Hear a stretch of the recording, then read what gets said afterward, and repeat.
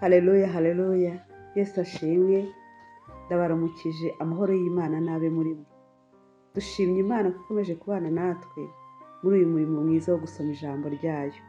Nawe dufatanya uyu mwanya mwiza wo gusoma ijambo ry'Imana. Yesu aguhe umugisha. Ntugacogore gusoma ijambo ry'Imana, ntugacogore kuryiga. Ni iby'umumaro, ni iby'agaciro gakomeye. Nk'uko umubiri ukenera kurya kugira ngo ubeho, n'umwuka wacu ukenera kurya kugira ngo ubeho. Kandi turya ijambo ry'Imana, niwo mutsima udutera imbaraga. Jya ugira umwete wo kurisoma no kuryumvira, ugakora ibyaryo. Imana idushoboze. Twasomye rero uyu munsi muri Yosuwa ibice 18, 19 n'igice cya 20.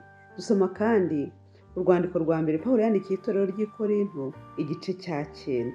Imana iduhana umugisha.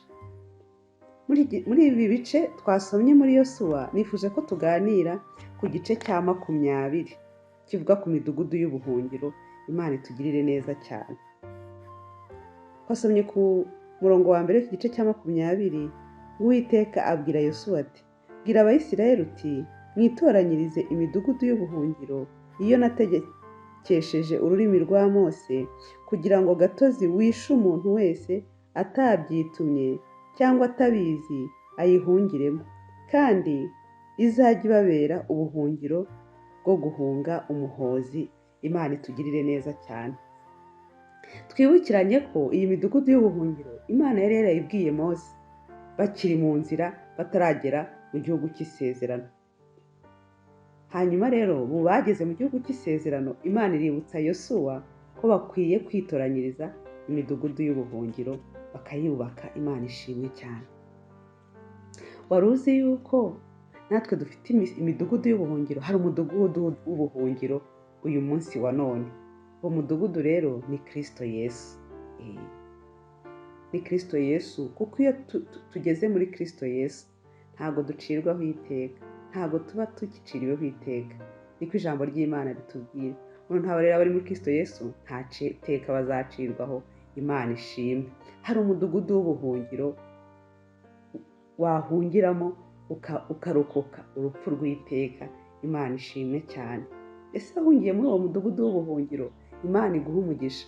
Twasomye ko iyo umuntu yahungiraga muri uwo mudugudu, hanyuma umuhoza akamukurikira, ngo ntago yamuhabwaga kugira ngo abe yamuhora. Oya, iyo yageraga mu mudugudu w'ubuhungiro yabaga arokotse, yabaga akize urupfu. Imana ishimwe. Natwe iyo tugeze muri Kristo Yesu tuba dukize urupfu. Kandi hari ibintu Satani akurega kandi by'ukuri koko wakoze, ariko ibyo byose dutsindishirizwa na Kristo kubw'amaraso yamennye. Uyu muntu uko yabaga yishe umuntu ariko atabigendereye, ari impanuka cyangwa atabizi, ariko hateganywa ahantu azajya ahungira. Imana ishimwe. Iyi midugudu y'ubuhungiro rero yashushanyaga Kristo uzaza akarokora, agakiza abantu urupfu rw'iteka. Imana ishimwe cyane. Agahanwa igihano cyari kuba gihanwa abantu, igihano cyagombaga guhanwa abantu b'abanyabyaha ni urupfu, ariko ku bwa Kristo twakize urupfu rw'iteka, ahubwo atuzanira kubaho iteka. Imana ishimwe. Nizere ko nawe wahungiye muri uyu mudugudu. Ngaho niba warawuhungiyemo ntukawusohokemo, ugume muri Kristo Yesu. Ariko nawe niba utarahunga, hungira muri Kristo.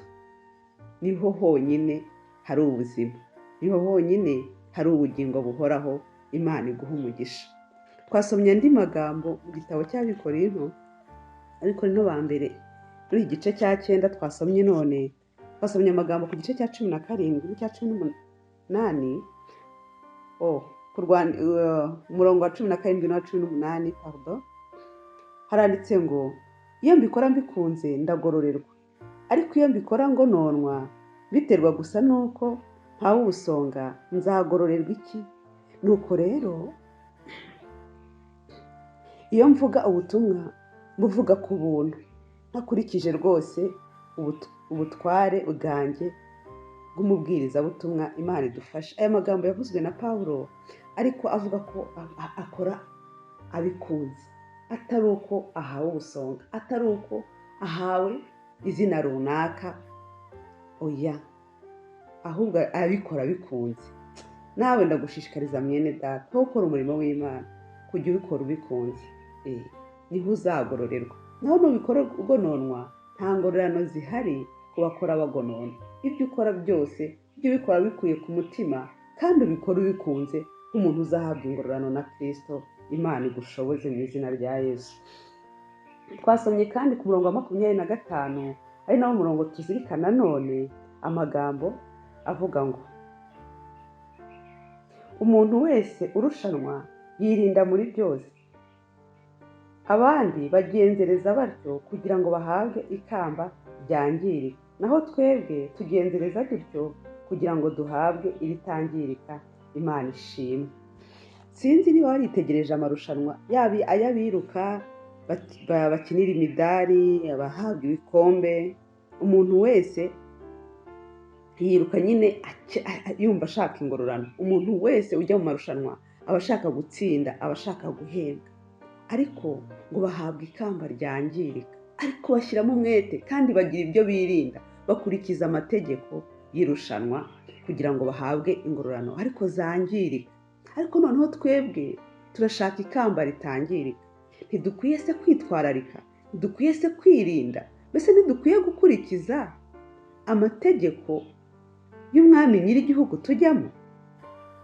Nibyo bidukwiriye. Umuntu w'umukristo akwiye kugira ubuzima bwirinda, bumenya icyemewe n'ikitemewe. Dukwiye gukurikiza amategeko ya Kristo atuma tugenda nk'uko ashaka. Ukamenya, ugahitamo ibyo ureba, ugahitamo ibyo wumva, ugahitamo aho ujya n'aho utajya, ugahitamo mu buzima bwawe bwose ugakurikiza amabwiriza y'urugendo, kuko twebweho turashaka ikamba ritangirika. Imana ishimwe. Niba rero warageze muri Kristo Yesu ukaba utuye muri uyu mudugudu w'ubuhungiro, ongeraho kwirinda no gukurikiza amabwiriza y'urugendo, kuko ikamba dusingira ni ikamba ritangirika. Imana ishimwe. Imana igushoboze kandi Imana ikugirire neza ibi bintu. Mwuka Wera abikwigishe kurutaho kugira ngo ugende wirinda nk'umukozi w'Imana ugabura ibyayo. Yesu agufashe. Amen.